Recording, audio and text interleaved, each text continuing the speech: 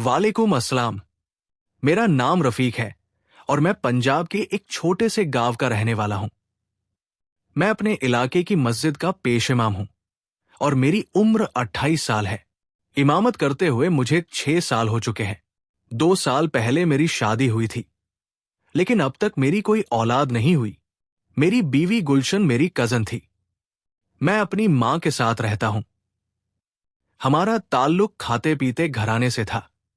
हमारे पास काफी जायदाद थी जो अब्बा ने मरने से पहले अम्मा के नाम कर दी थी। मेरी एक छोटी बहन भी थी, लेकिन वो बहुत पहले फौत हो चुकी थी। अब अम्मा और मैं एक सुकून भरी जिंदगी गुजार रहे थे। अम्मा तो हमारे घर की रौनक थी। मैं उनसे बहुत प्यार करता था, उनकी हर ख्वाहिश पूरी करता। लेकिन जब से मेरी बीवी गुलशन इस घर में आई, सब कुछ बदल गया। गुलशन शुरू में मेरी मां के साथ बहुत अच्छी थी। शादी से पहले जब भी वो हमारे घर आती तो अम्मा की खूब खिदमत करती। शायद यही वजह थी कि मां ने मेरी शादी उसी से कराई। लेकिन जैसे ही वो बहू बनकर इस घर में आई, उसकी टोन ही बदल गई। गुलशन एक लालची औरत निकली। वो मेरी मां के खिलाफ अक्सर कान भरती, कहती जायदाद को अपने नाम करवा लो, नहीं तो सब कुछ सलीम को मिल जाएगा। असल में सलीम, जो हमारे गांव का एक लड़का था, मां का मुंहबोला बेटा था। गुलशन को डर था कि मां उसे जायदाद में हिस्सा दे देगी। गुलशन मुझे बार बार समझाती, क्यों अपनी खानदानी जायदाद किसी और के नाम लिखवाओ? वो सलीम तुम्हारी मां का दिल जीत रहा है, हमें जल्दी कुछ करना होगा। मैं समझाता, अम्मा मेरी मां है, वो जो चाहे करे। ये सब गलत है। मगर गुलशन नहीं मानी। उसने मुझे इतना उकसाया कि एक रात मैं सोचने पर मजबूर हो गया। मैंने देखा कि अम्मा अब अक्सर सलीम के घर जाती है। कहती, मेरा एक बेटा नहीं, 2 बेटे हैं। ये सुन सुनकर मैं पागल हो गया था। गुलशन के बार बार कहने पर मैं एक दिन झुंझला गया। उसने ऐसा मशवरा दिया जिसने मुझे अंदर तक हिला दिया। उसने कहा, अम्मा को रास्ते से हटा दो। ये सुनकर मेरे पैरों तले जमीन खिसक गई। कैसे मैं अपनी मां का गला दबा सकता हूं? वो मेरी मां है, मेरी जन्नत है। लेकिन लालच ने मेरी आंखों पर पट्टी बांध दी थी। एक रात जब अम्मा अपने कमरे में सो रही थी, मैं उनके सिरहाने पहुंच गया। वो गहरी नींद में थी। उनके चेहरे पर नूर ही नूर था, लेकिन मेरे इरादे खतरनाक थे। अचानक उन्होंने करवट ली और उनकी आंख खुल गई। उन्होंने मुझे देखा और हैरान होकर उठ बैठीं। रफीक, इस वक्त तुम मेरे कमरे में क्या कर रहे हो? अम्मा ने घबराकर पूछा। मैंने कांपती आवाज में कहा, तुम्हें मरना होगा। तुम्हारी जायदाद मेरी होनी चाहिए। उनकी आंखें खौफ से फैल गई। क्या कह रहे हो बेटा? उन्होंने चीख कर कहा। इसलिए अम्मा ने कमरे से भागना चाहा, लेकिन वो कामयाब ना हो सकी क्योंकि गुलशन ने बाहर से दरवाजा बंद कर दिया था। मैंने उस रात अपनी सगी मां का गला दबाकर उसे मार दिया था मरने से पहले। वह मुझे बार बार कहती रही, बेटा, मुझे जायदाद नहीं चाहिए, मेरे हिस्से की जायदाद भी तुम ले लो, लेकिन मुझे मत मारो, तुम्हें खुदा का वास्ता देती हूं। मैं तुम्हारी मां हूं, कुछ तो होश में आओ। लेकिन उसकी या हो फरियाद का मुझ पर जरा भी असर नहीं हुआ था। शैतान पूरी तरह मुझ पर हावी हो चुका था। बिला आखिर मैंने अम्मा को ही मार दिया और रातों रात ही उसकी लाश सहन में दफना दी। उसे दफनाने के बाद मैं सोचने लगा था कि मोहल्ले के लोग और रिश्तेदार जब उसके बारे में सोचेंगे तो क्या जवाब दूंगा। इस मौके पर भी मेरी बीवी ने मुझे मशवरा दिया था। उसने कहा कि तुम सुबह मोहल्ले में शोर कर देना कि अम्मा अपने आशना के साथ मुंह काला करके भाग गई है। इस तरह ना तुम्हारा नाम आएगा और ना ही किसी को ये मालूम हो सकेगा कि तुमने जायदाद की खातिर उसे मारा है। मैंने गुलशन की बातों पर ही अमल किया। मैं मुकम्मल तौर पर एक कट पुतली बन गया था जो अपनी बीवी के इशारों पर नाचता था। सुबह मैं नमाज पढ़कर घर आया और थोड़ी देर के बाद मैंने मोहल्ले में शोर कर दिया कि हाँ, मेरी मां अपने एक आशना के साथ मुंह काला करके भाग गई है। उसने हमारे इज्जत खाक में मिला दी है। जिसने ये सुना वो अफसोस करने के साथ साथ अम्मा को बुरा भला कहने लगे। सलीम और गांव वालों ने अम्मा को ढूंढने की बहुत कोशिश की, मगर अम्मा कहीं ना मिली। वो जिंदा होती तो जरूर मिलती।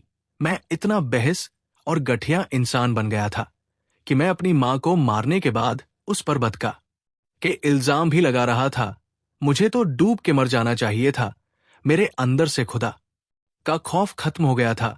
शायद मैं मौत को भूल गया था। हालांकि मैं एक मजहबी इंसान था, अच्छे और बुरे की तमीज रख सकता था, लेकिन जायदाद के लिए मैं सब कुछ भूल गया था। अम्मा के भाग जाने की खबर इलाके में जंगल की आग की तरह फैल गई थी। सब लोग ये जानने के लिए बेचैन थे कि आखिर उसका आशना कौन था जिसके साथ वो रात की तारीख में भाग गई थी। मुझे अम्मा को बदनाम करते हुए जरा भी शर्मिंदगी नहीं हुई थी। मेरा जमीर मुर्दा हो चुका था मां को मारने के बाद। कानूनी तौर पर उसकी जायदाद का मैं ही मालिक बन गया था। हम दोनों मियां बीवी बहुत खुश थे और मुस्तकबिल के हवाले से प्लानिंग कर रहे थे कि हम जायदाद बेचकर शहर शिफ्ट हो जाएंगे। वहां मैं जमीन खरीदकर एक बड़ा सा प्लाजा तामीर करवाऊंगी और फिर हम और हमारी आने वाली नस्लें उस प्लाज की कमाई से ऐशो इशरत की जिंदगी गुजारेंगे। अम्मा के जाने के बाद रिश्तेदारों और मोहल्ले वालों ने अफसोस का इजहार किया था। लोगों ने मुझे मशवरा दिया कि तुम अपनी मां और उसके आशना के खिलाफ पुलिस में रिपोर्ट करवाओ, लेकिन मैंने इनकार कर दिया था क्योंकि मैंने साफ कहा था कि मैं अपनी मां के आशना को नहीं जानता। वक्त गुजरने के साथ साथ ये मामला ठंडा होता चला गया था। फिर कुछ ही अरसा गुजरा था कि रातों को अम्मा मेरे ख्वाबों में आने लगी थी और मैं खौफ से डरकर उठ बैठता था। मुझे यूं लगता था जैसे अम्मा मेरे आसपास ही कहीं मौजूद है और वो मुझे जिंदा नहीं छोड़ेगी। फिर मैं खुद को तसल्ली देता कि मैंने अपने हाथों से उसका गला घोंट कर उसे मारा था। फिर वो कैसे जिंदा हो सकती है? कुछ दिन पहले ही मेरी बीवी मेका गई हुई थी।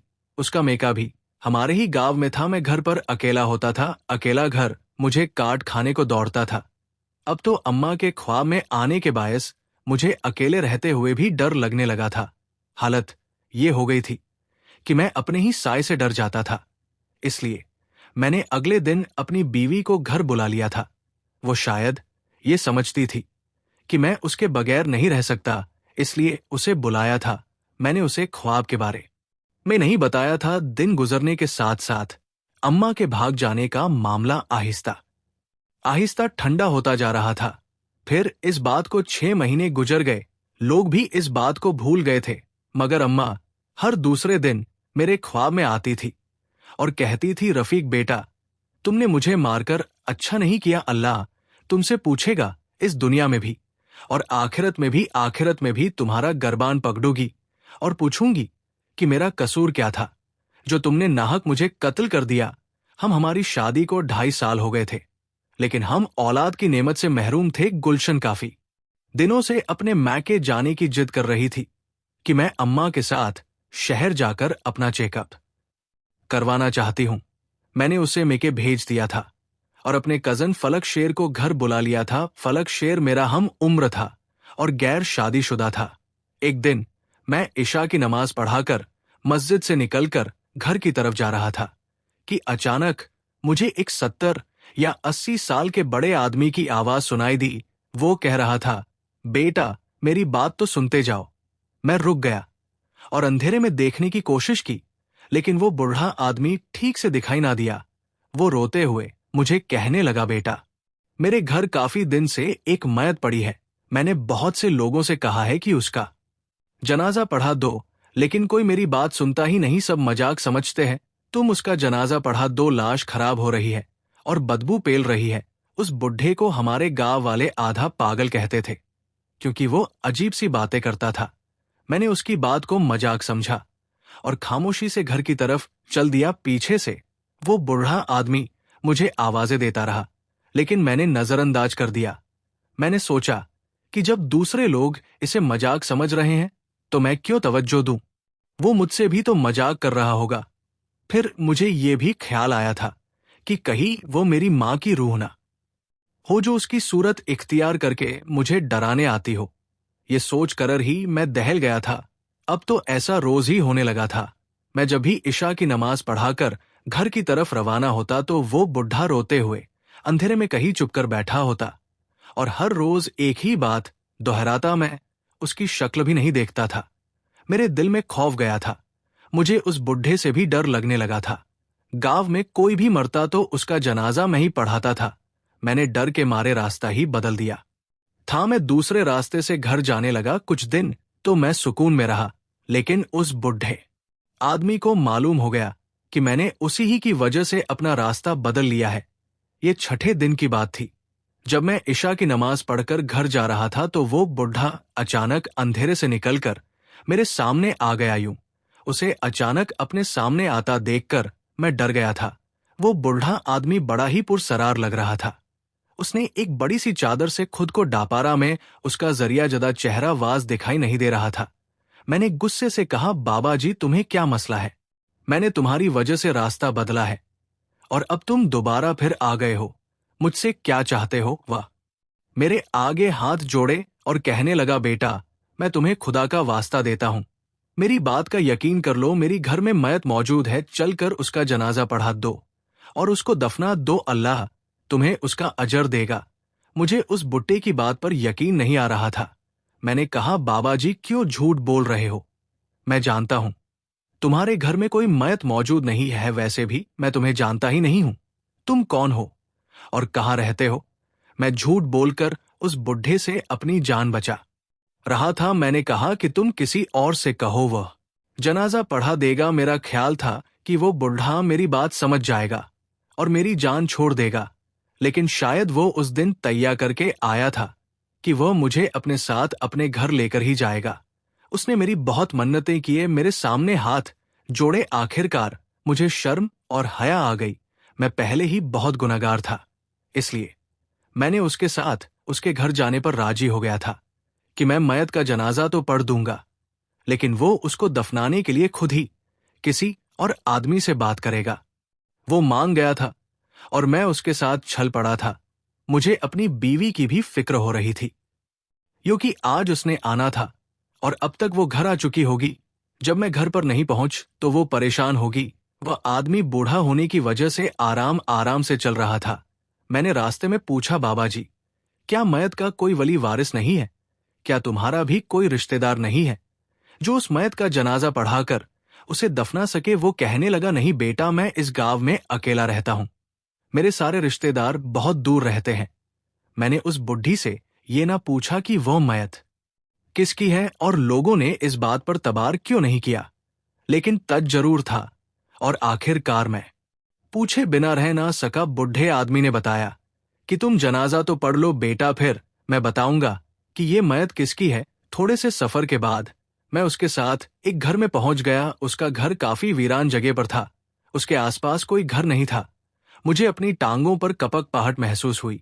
मेरे दिल और दिमाग में ख्याल उभरा कि कहीं ये बुढ़ा कोई जिन या चुड़ैल तो नहीं जिसने इंसान रूप धारा हुआ है। ये सोच ही ऐसी थी कि मैं डर गया था और मेरा दिल किया कि मैं उल्टे कदमों अपने घर भाग जाऊं, लेकिन मैं चाहकर भी ऐसा ना कर सका। मैं उस बुढ़े के पीछे उसके घर में दाखिल हो गया, मगर घर में लाइट का कोई इंतजाम नहीं था, लेकिन लालटेन की मदम रोशनी कमरे को रोशन कर रही थी। 2 कमरों पर मुश्तमिल छोटा सा घर था। वहां मयत की बदबू फैली हुई थी, जिससे मेरा सांस बंद होता दिखाई दे रहा था। मैंने अपने नाक पर कपड़ा रख लिया।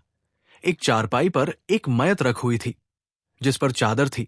मुझे तज हुआ और मैंने सोचा कि क्यों ना देखो तो सही वो मयत किसकी है। चनाच मैंने आगे बढ़कर कपड़ा हटाना चाहा तो उसी वक्त बूढ़ा आदमी बोल पड़ा कि बेटा क्या कर रहे हो?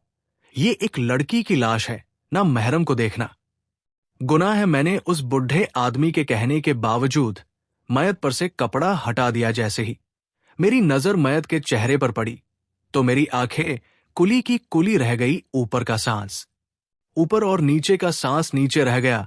मुझे यूं महसूस हुआ जैसे मैं पत्थर का बुत बन गया हूं, क्योंकि वो मयत किसी और की नहीं बल्कि मेरी बीवी गुलशन की थी। गुलशन मेरे मुंह से उसका नाम ने निकला तो उस बुढ़े आदमी ने आगे बढ़कर मुझे देखा और पूछने लगा कि बेटा क्या तुम उस लड़की को जानते हो? मैंने अश्कबार आंखों से उसे देखते हुए सर हिला दिया। हाँ बाबा जी, ये लड़की मेरी बीवी गुलशन है, लेकिन ये यहां कैसे पहुंची? ये तो अपनी मां के घर गई थी। वो बुढ़ा कहने लगा, बेटा मैं इसे नहीं जानता, ये कौन थी। ये चंद दिन पहले की बात है जब मैं घर में मौजूद था और दरवाजे पर दस्तक हुई तो मैंने पूछा कौन है।